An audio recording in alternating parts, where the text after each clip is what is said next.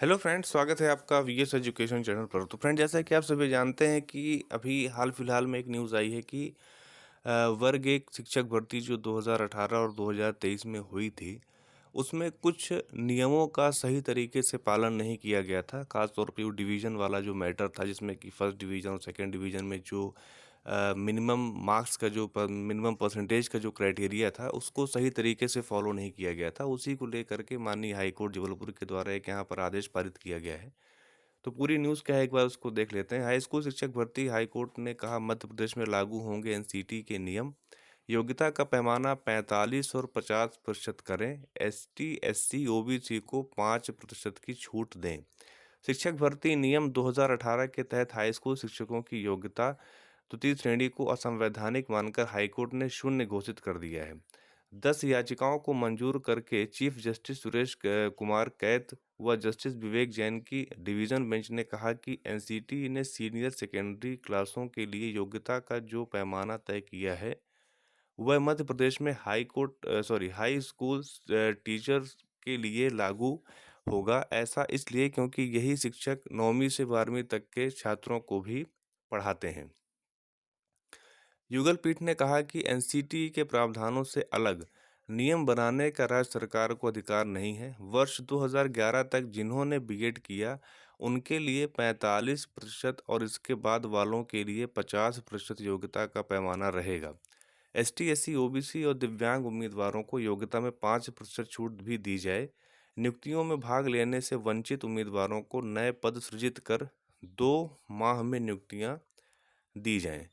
द्वितीय श्रेणी के पैमाने पर संवाददाता को चुनौती। बेंच ने यह फैसला भिंड में रहने वाले अवनीश त्रिपाठी व अन्य की ओर से दायर याचिकाओं पर दिया। इन याचिकाओं में हाई स्कूल शिक्षक भर्ती को लेकर राज्य सरकार द्वारा बनाए गए द्वितीय श्रेणी के पैमाने की संवैधानिकता को चुनौती दी गई थी। याचिकाकर्ताओं की ओर से वरिष्ठ अधिवक्ता रामेश्वर सिंह ठाकुर जी, अधिवक्ता शिवांशु कौल, रमेश प्रजापति, सत्येंद्र ज्योतिषी, राजमणि सिंगरौल, रूबी हलकदार, वृंदावन तिवारी व कंचन तिवारी ने पैरवी की थी। यहाँ पे अधिवक्ताओं का नाम है, सब दिया हुआ है। तो अब यहाँ पर देख लेते हैं कि आखिर एमपी की जो शिक्षक भर्ती जो 2018 में इनका शिक्षक सेवा संवर्ग का एक रूल आया था, उसमें मतलब उसमें क्या चीज़ें हैं, उसको एक बार देख लेते हैं कि आखिर कहाँ पर दिक्कत आ रही है। तो सबसे पहले आप यहाँ देखिए कि जो हम चूँकि यहाँ पे वर्ग एक उच्च माध्यमिक शिक्षक की बात हुई, तो हम लोग खाली उसी पे बात करेंगे। तो अगर आप यहाँ पर देखिए, तो इनके रूल में यहाँ पर लिखा हुआ है उच्च माध्यमिक शिक्षक, और न्यूनतम आयु 21 वर्ष हो गया। डीपीआई के द्वारा इसमें सामान्य प्रशासन विभाग के द्वारा निर्देश दिया गया था। यहाँ पर जो सबसे बड़ी बात है योग्यता की, अगर हम लोग योग्यता को देखें, एक मिनट रुकिए। अगर हम लोग योग्यता को यहाँ देखें, यहाँ देखिए शैक्षणिक योग्यता लिखा हुआ सबसे ऊपर के कॉलम में, ये रहा। यहाँ पे लिखा हुआ है कि संबंधित विषय में द्वितीय श्रेणी में स्नातकोत्तर उपाधि के साथ बीएड अथवा समकक्ष, ठीक है। तो यहाँ क्या लिखा हुआ है, द्वितीय श्रेणी, ठीक है। और लेकिन माननीय हाईकोर्ट क्या बोल रहे हैं कि इसको द्वितीय श्रेणी को हटा करके इसको परसेंटेज बेसिस पे किया जाए।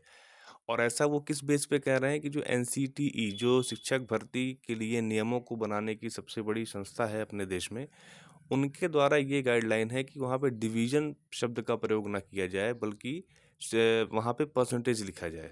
जैसे कि मैं आपको दिखा दूँ कि जो एनसीटीई के जो डायरेक्ट गाइडलाइन है वो तो नहीं है, बट केवीएस की जो भर्ती होती है वो बिल्कुल stick to the NCT guideline होती है, ठीक है।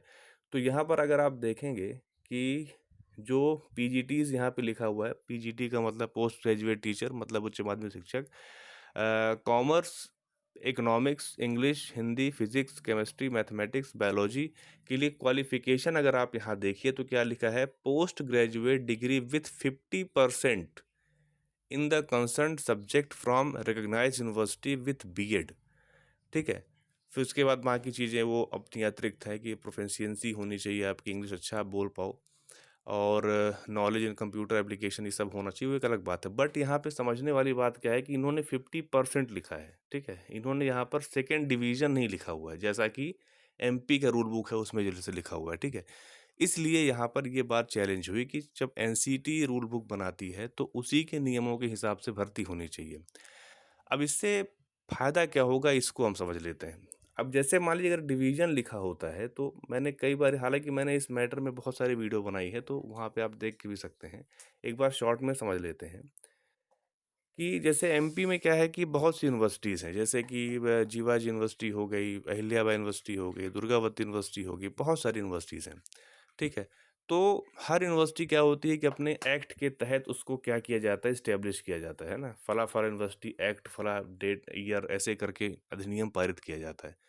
उस अधिनियम के कारण क्या होता है कि यूनिवर्सिटी को सोल अथॉरिटी मिलती है कि वो कैसे अपने करिकुलम को चला सकते हैं, एग्ज़ाम का क्या शेड्यूल होगा, एग्ज़ाम पेपर में कितने मतलब उसका जो नंबर का पैटर्न है वो कैसा रहेगा, एग्ज़ाम कब सेमेस्टर वाइज़ होगा, एनुअल वाइज़ होगा, क्वेश्चन पेपर मतलब सिलेबस तो हो ही गया। उसके बाद ये होता है कि जो मार्कशीट में वो किस परसेंटेज को सेकंड डिवीज़न मानेंगे, कितने परसेंटेज को थर्ड डिवीज़न, कितने परसेंटेज को फर्स्ट डिवीज़न मानेंगे, उसकी पूरी अथॉरिटी उनके पास होती है।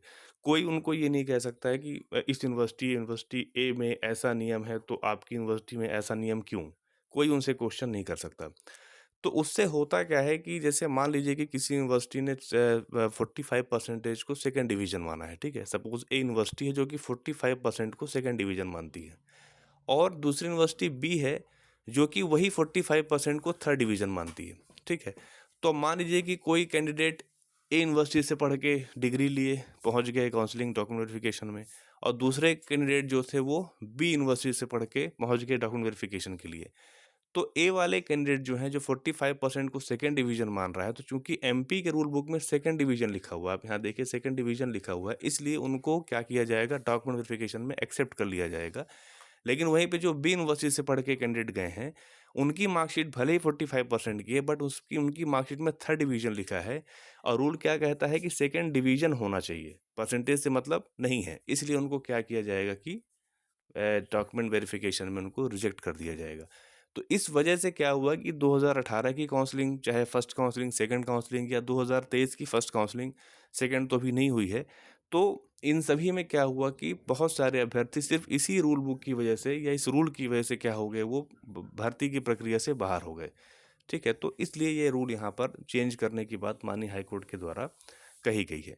अब इसमें 2 महीने का समय भी दिया गया है। अब आप सभी जानते हैं कि विभाग, अब इसमें हो सकता है कि अपील में चले जाएँ, विभाग हो सकता है अपील में चला जाए या हो सकता है कि इसमें 2 महीने के अंदर वो लिस्ट जारी करें, पद सृजित करें, जो भी है वो उनकी अपनी प्रक्रिया है। लेकिन ये है कि माननीय हाई कोर्ट ने अपना आदेश यहाँ पे पारित कर दिया है, ठीक है?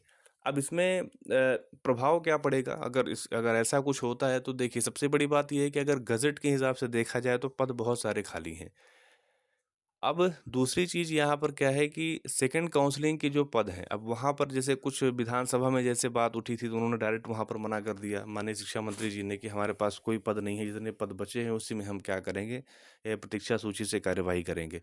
तो एक तो वहाँ पर क्वेश्चन है ही कि आखिर उसके कारण क्या हो सकता है। दूसरी बात यहाँ पर सबसे बड़ी क्या है कि चूँकि हाई कोर्ट का ऑर्डर है, तो अब यहाँ पर 2 चीज़ें होती हैं। एक होता है कि पेटिशनर बेनिफिट दिया जाए, मतलब जो सिर्फ़ याचिकाकर्ता थे, सिर्फ़ उन्हीं की माँगों को माना जाए, मतलब सिर्फ़ उन्हीं के लिए पदों का सृजन किया जाए। अब याचिकाकर्ता हो सकता है कि 10 हों, 20 हों, 40 हों, कितने भी हो सकते हैं। तो सिर्फ़ उन्हीं को उस चीज़ का लाभ मिले, या फिर उस पूरी भर्ती प्रक्रिया में जितने भी अभ्यर्थी सिर्फ़ इस कारण से रिजेक्ट हुए थे, उन सभी को लाभ दिया जाए, ठीक है? तो चूँकि रिट पिटीशन है, तो ज़्यादातर चांसेज़ यही होते हैं कि जो याचिकाकर्ता होते हैं, जो पिटिशनर्स होते हैं, उन्हीं को लाभ दिया जाता है, ठीक है? तो अगर ऐसा होगा तो बहुत कम सीट्स में ही मामला क्लियर हो जाएगा। अब दूसरी चीज़ क्या है कि जो मतलब जो सेकंड काउंसलिंग 2023 की होना है, अगर विभाग इसमें पदों में वृद्धि करता है, तब तो कहीं कोई दिक्कत नहीं, क्योंकि फिर जो पिटिशनर्स जो बन रहे हैं उनको भी पद मिल जाएँगे और 2023 के जो सेकंड काउंसलिंग वाले हैं उनको भी पद मिल जाएँगे।